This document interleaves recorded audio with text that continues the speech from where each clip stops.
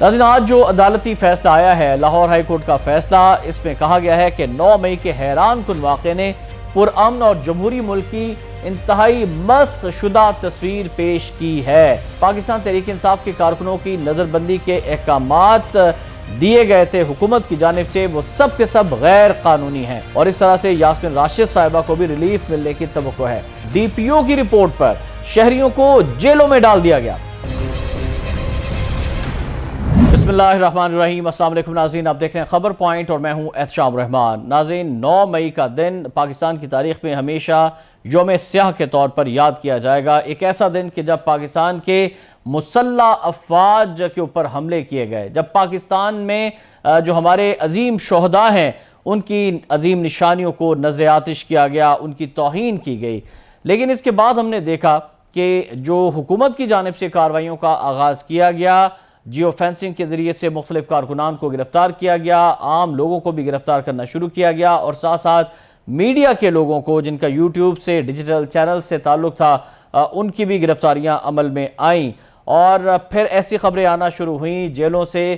کہ جن کے اوپر بہت سارے کویسچن مارک اٹھے۔ انٹرنیشنل لیول پر بھی آواز اٹھائی جانے لگی، اور بیرون ممالک سے انسانی حقوق کی تنظیموں نے کہا کہ پاکستان کے اندر جو کچھ ہو رہا ہے 9 مئی کے واقعے کو لے کر، اس میں انسانی حقوق کی خلاف ورزیاں کی جا رہی ہیں۔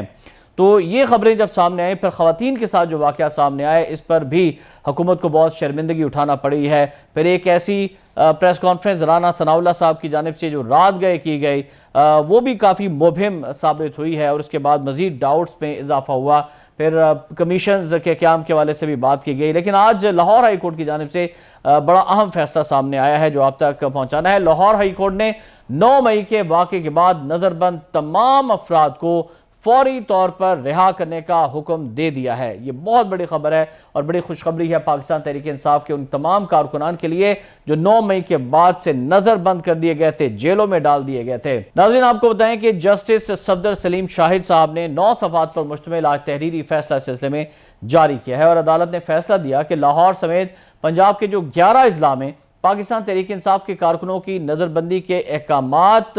دیے گئے تھے حکومت کی جانب سے، وہ سب کے سب غیر قانونی ہیں، اور عدالت نے نظر بندی کے احکامات کالعدم قرار دے دیے ہیں اور تمام لوگوں کو فوری رہا کرنے کا حکم بھی دیا ہے۔ ناظرین، عدالت کا جو آج فیصلہ آیا ہے لاہور ہائی کورٹ کا، اس فیصلے کے مطابق ڈاکٹر یاسمین راشد صاحبہ سمیت دیگر افراد کی نظر بندی کے احکامات کو خلاف قانون قرار دے دیا گیا ہے، اور اس طرح سے یاسمین راشد صاحبہ کو بھی ریلیف ملنے کی توقع ہے۔ اس کے علاوہ لاہور، وزیر آباد، جھنگ، شیخوپورہ، حافظ آباد اور منڈی بہاؤالدین میں پاکستان تحریک انصاف کی کارکنوں کے جو نظر بندی کے احکامات تھے وہ بھی کالعدم قرار دے دیے گئے ہیں۔ ادھر آپ کو یہ بھی بتا دیں کہ پنجاب کے دیگر شہروں جن میں گجرات، ننکانہ صاحب، گجرانوالہ، سیالکوٹ اور نارووال بھی شامل ہے، یہاں پر بھی پاکستان تحریک انصاف کے کارکنان کی پکڑ دھکڑ کی گئی تھی، نظر بندی کی گئی تھی، اور ان کو بھی کالعدم قرار دے دیا گیا ہے۔ ناظرین، آج جو عدالتی فیصلہ آیا ہے لاہور ہائی کورٹ کا فیصلہ، اس میں کہا گیا ہے کہ 9 مئی کے حیران کن واقعے نے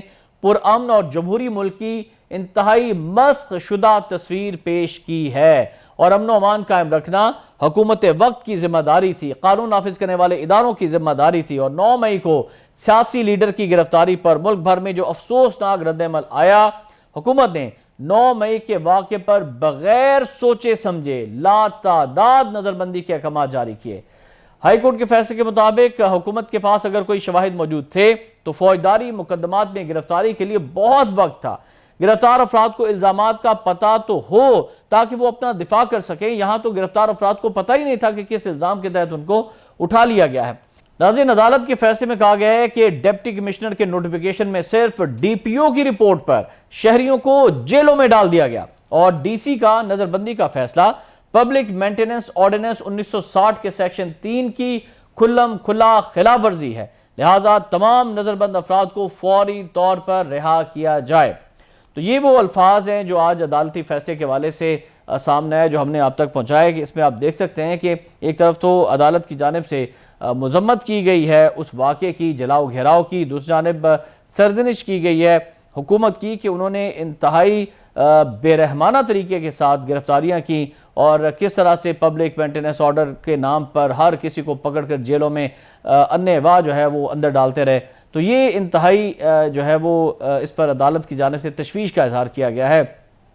ادھر ناظرین پی ٹی آئی کے کارکنان کے لیے ایک اور اچھی خبر بھی ہے، وہ یہ ہے کہ لاہور کے انسداد دہشت گردی کی عدالت نے بھی تھانہ سرور روڈ کینٹ میں جلاؤ گراؤ اور توڑ پھوڑ کے مقدمے میں 20 تحریک انصاف کے کارکنوں کو آج ڈسچارج کرنے کا حکم دے دیا ہے، اور انسداد دہشت گردی کی عدالت میں جلاؤ گراؤ اور توڑ پھوڑ کے مقدمے کی سماعت ہوئی۔ تفتیشی افسر نے عدالت کو بتایا کہ ملزمان کی شناخت نہیں ہو سکی، عدالت نے شناخت نہ ہونے پر ملزمان کو مقدمے سے ڈسچارج کر دیا ہے۔ تو یہ بھی ایک بڑا اہم جو ہے وہ فیصلہ ہے۔ پھر آپ کو بتائیں کہ لاہور ہائی کورٹ میں ایک درخواست دائر کی گئی تھی بالخصوص ڈیجیٹل میڈیا ایسوسی ایشن کی جانب سے، اور لاہور ہائی کورٹ میں جو یوٹیوبرز ہیں، جو ڈیجیٹل میڈیا سے وابستہ رپورٹر، جو صحافی، جو کیمرامین اس دن 9 مئی کو جو کوریج کر رہے تھے، ان کو بھی گرفتار کیا گیا، ان کو ہراساں کیا جاتا رہا، ان کی فیملیز کو ہراساں کیا جاتا رہا، ان پر تشدد کیا جاتا رہا۔ تو آج لاہور ہائی کورٹ نے ڈیجیٹل میڈیا سے وابستہ افراد کی گرفتاریوں اور انہیں ہراساں کرنے کے خلاف دائر درخواست پر سیکرٹری دفاع اور سیکرٹری داخلہ کو ذاتی حیثیت میں طلب کر لیا ہے۔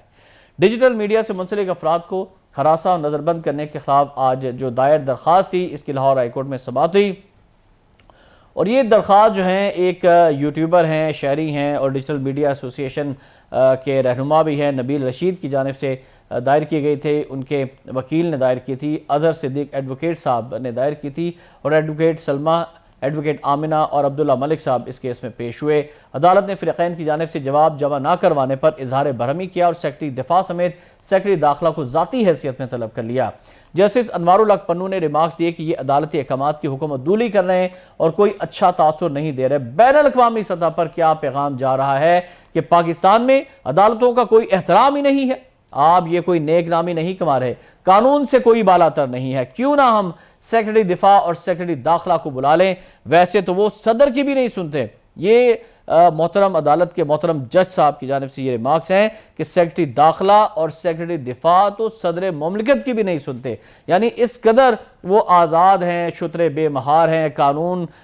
سے ماورا ہیں کہ انہیں کسی قانون، کسی عدالت، کسی آئین کی کوئی پرواہ ہی نہیں ہے، صرف وہ طاقت کے زوم میں ہیں اور جو ہے یہ سب کچھ کر رہے ہیں۔ تو آج عدالت نے اس پر شدید برہمی کا اظہار کرتے ہوئے دونوں معزز شخصیات سیکرٹری دفاع اور سیکرٹری داخلہ کو طلب کر لیا۔ درخواست گزار کے وکیل نے کہا کہ ڈیجیٹل میڈیا سے وابستہ افراد کو اٹھایا جا رہا ہے، گزشتہ روز ایک یوٹیوبر کو اٹھایا گیا اور 3 گھنٹے سے زیادہ محبوس رکھا گیا۔ درخواست گزار کے وکیل نے کہا کہ ہماری فوٹیجز کی مدد سے سرپرست عناصر کو گرفتار کیا گیا، ہم نے واقعے کی کوریج کی، ہمیں ہی اٹھایا جا رہا ہے، ہراساں کیا جا رہا ہے۔ یہ ہمیں بتائیں کہ اگر کسی سے تفتیش درکار ہے تو ہم مکمل تعاون کریں گے۔ ہمارے 3 ڈیجیٹل میڈیا پرسن تاحال لاپتہ ہیں، کچھ معلوم نہیں کہ کہاں ہیں، اور بعد ازاں عدالت نے سماعت پیر تک ملتوی کر دی۔ ناظرین، عمران ریاض خان صاحب بھی لاپتہ ہیں، ان کے حوالے سے بھی ابھی تک کوئی اطلاعات نہیں ہے کہ انہیں زمین کھا گئی یا آسمان نگل گیا۔ ہم دعا گوئے ہیں کہ اللہ تعالیٰ سب کو حفاظت میں رکھے۔ احتشام الرحمان کو اجازت دیجیے گا۔ اللہ حافظ۔